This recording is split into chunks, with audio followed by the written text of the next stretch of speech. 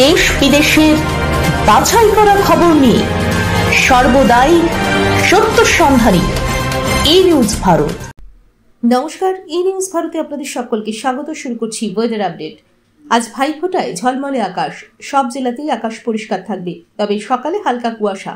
সপ্তাহান্তে উত্তরবঙ্গে বৃষ্টির পূর্বাভাস, দক্ষিণবঙ্গের উপকূলবর্তী জেলাগুলিতে হালকা বৃষ্টির সতর্কতা।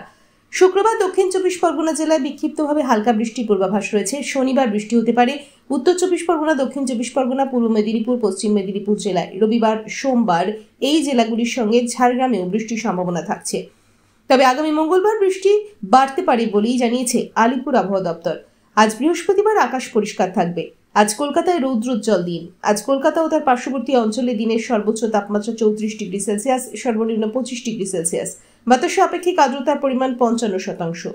ব্যুরো রিপোর্ট, ই নিউজ ভারত।